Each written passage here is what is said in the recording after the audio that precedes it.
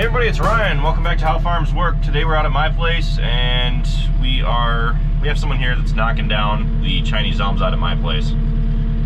So after the big storm that came through and a large branch fell in the house, that pretty much did it in for me for any big trees near the house. So there's 3 Chinese elms here that they're cutting up and taking down.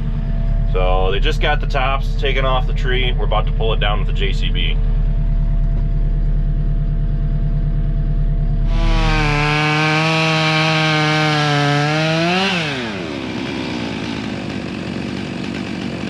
Tension? A little bit. Just tighten it up.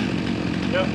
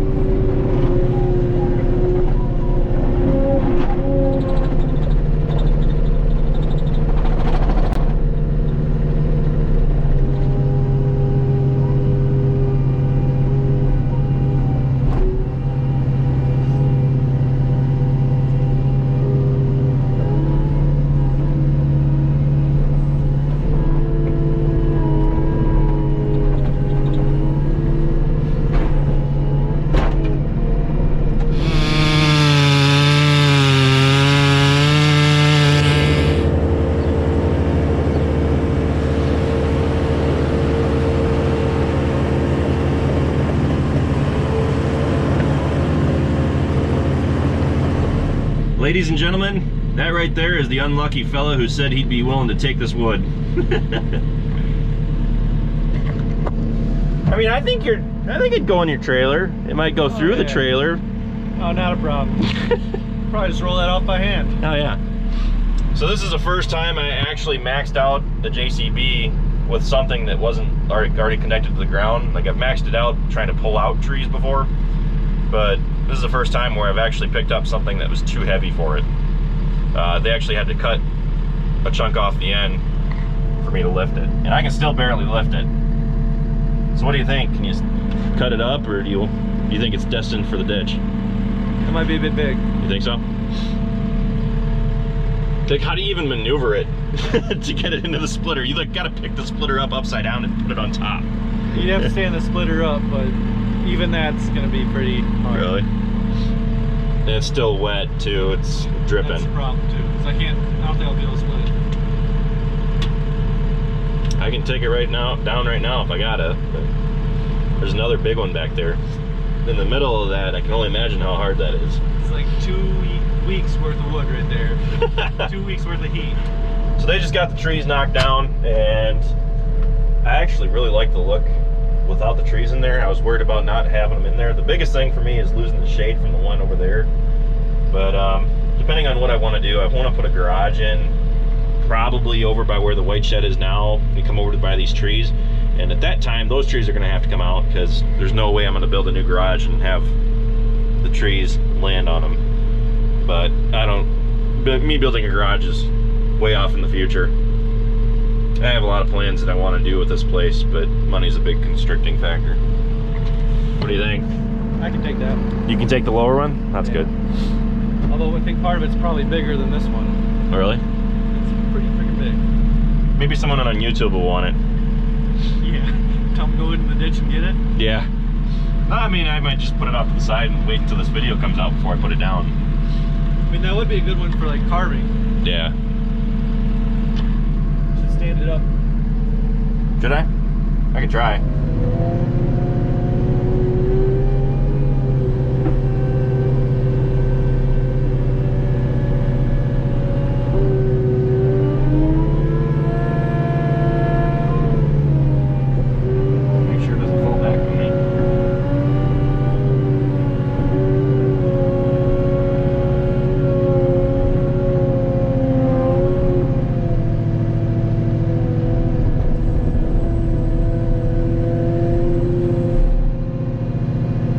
Big tree. Well, there you go. If anybody's looking for a tree stump, I can get it on your trailer, but good luck getting it off. Looks good.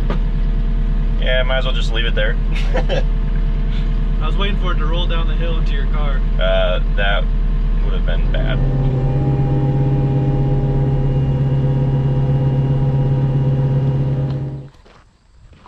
I don't think it looks much different from the road, but this angle looks a whole lot different. So the reason I took those trees down was because the one over here closest to us fell on the house, and since it hit the house, hit the roof, slid off, took off the electric, I decided no more of that, because there's a whole bunch of branches that were pointed at the house, both on these ones and on that one over there. So we just took them all down. Start over. I plan to plant crimson maples out here, maybe along the road, to block off the view from that angle, because as we were doing this, Dad said there were people that were driving by and kept slowing down and looking. So not saying that we're not guilty of rubbernecking, but I would be comfortable putting some more trees over there and away from the house. Those trees, their time had come.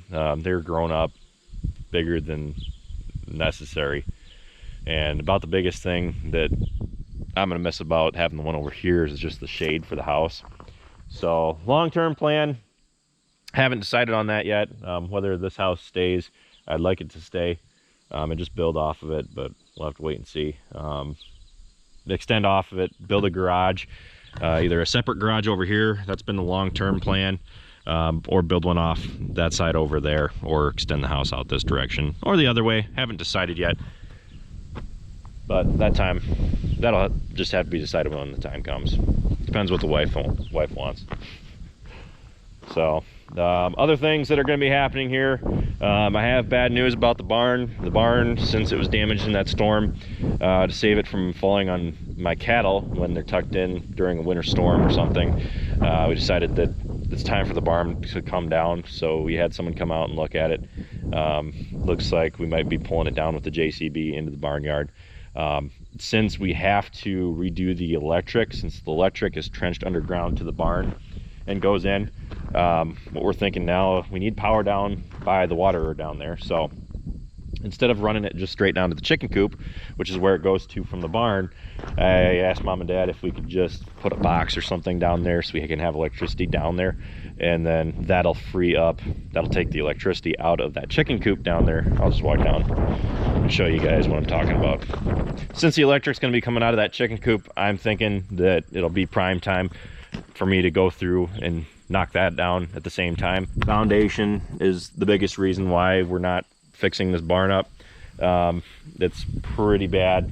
all the way around. This has been an ongoing issue for a long time, and for us it just doesn't pay to keep this barn here. One day I would like to put in like a pole shed, something from here over to the other end of the milk house to kind of replace it and give shelter for the cattle. So what we're going to do is we're going to be tearing the barn down. The plan is to leave the floor in, so there'll still be some shelter there. The big reason we want to leave the foundation in for now is because we use this to load out our cattle. So it's a pretty critical spot.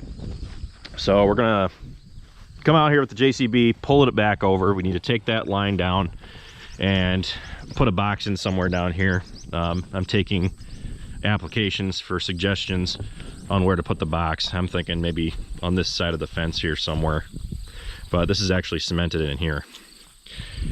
So that bin is shot. So if anybody wants a bin or thinks they can salvage it that's local, you're free to come and take it.